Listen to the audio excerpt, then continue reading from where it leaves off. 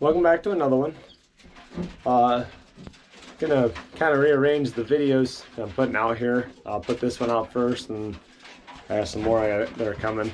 About a week and a half ago now, my son actually was diagnosed with type 1 diabetes, and we were in the hospital for a couple days and got him stabilized and got him his dosing and everything, and come home. And of course it's a kind of a learning curve for him and us, and we're coming along and we're getting the hang of it, and doing pretty good now. So but was a little bit of a difficult time, I guess, to have a lot of free time to do this other stuff. We were kind of making sure everything was going to plan and getting his blood sugar more balanced out and stable and not having big swings and stuff. So we were watching that pretty closely, and we were just tired after about 4 or 5 days of that.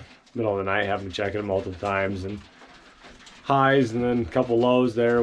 Then you have to check it every like 15 minutes until you get it stable and stuff. So, but hopefully we can start getting some more videos out. And but out here in the coop, and it is fall, getting into wintertime temps and stuff, and he's trying to figure out a way to do waters out here to be able to keep everything thawed out for the winter, and wasn't sure how I was going to do that. Talked about just buying the like rabbit heated water bottles that have the nipples on them and doing them, you know, different stuff like that, and couldn't really think of anything.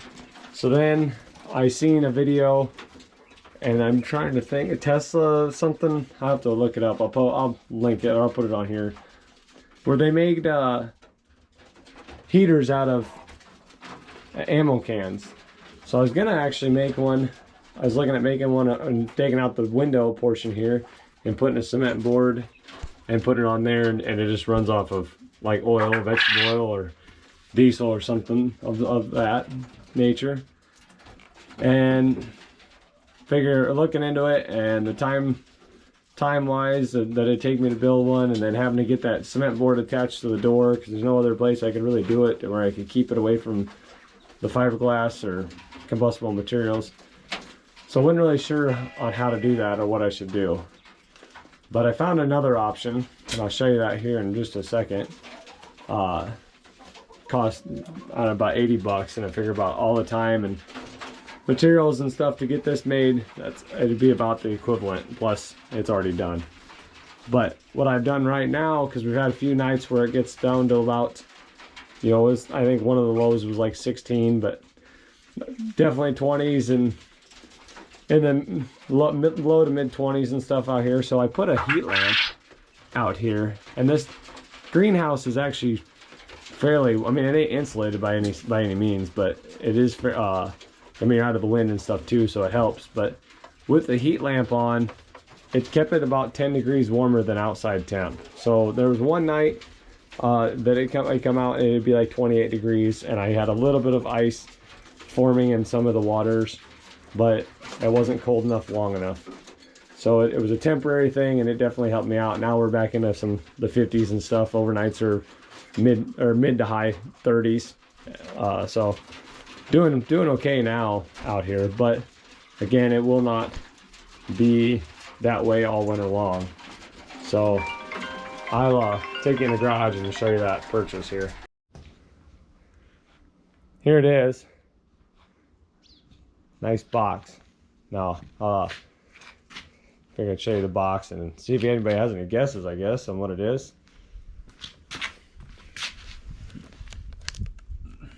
Not a big fan of unboxing videos, but I'm not going to completely open this up today and get everything set up. So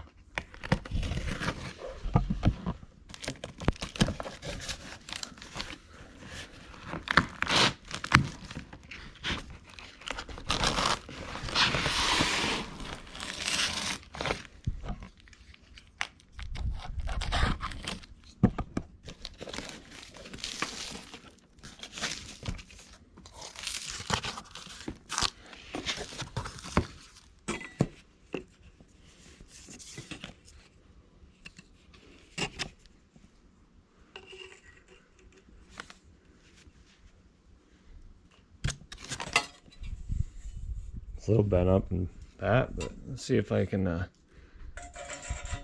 make that work, I guess.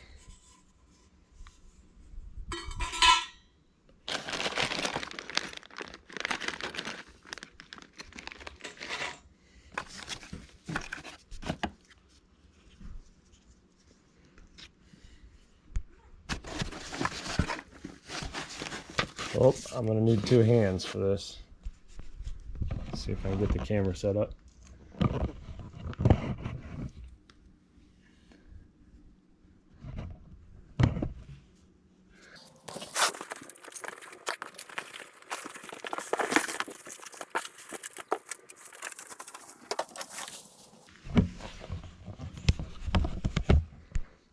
If you hadn't figured it out, this is a little diesel air heater. It's got a little, it's got a tank, and it's just got a little burner in here, and the ports on the bottom, you have an intake and an exhaust. Let's see if,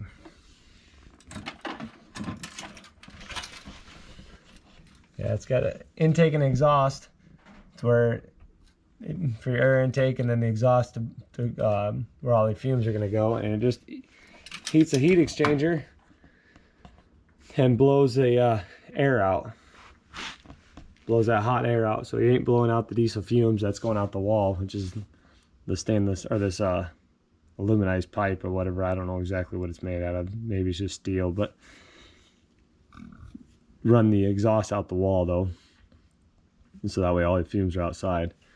This is a supposed 8 kilowatt heater, and you can set these on temperature, or you can set them on how many kilowatts. So you can set it on like a thermostat, and I don't know how low the temperature goes, the setting is on it, or so I'm gonna I'll get it set up here probably tomorrow. I'll start working on it tomorrow, get it mounted out there and get everything kind of set up.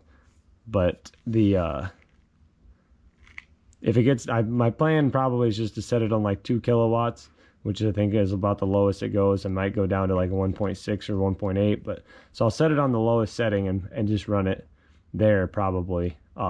If it does have a super low temperature setting, I might try that, just so I can run off the thermostat side of it.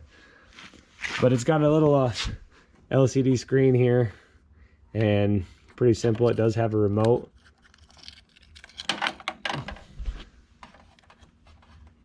And where I might be able to run it from like in the house where I could turn it on and off. Oh, maybe not. Yeah, you probably can, but I don't know how far it would reach, and if I could, if it saves all the settings.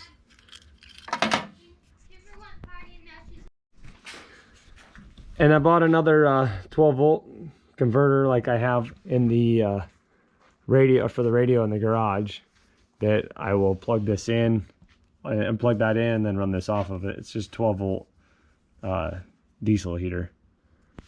So I bought this off of eBay. I made an offer on it. There's many of them on there. I won't even post for this one on or link it or anything, because he only had so many, and I'm sure it's sold out, but there's a lot of them, and they're all pretty much the same. Let's see if I can open this up.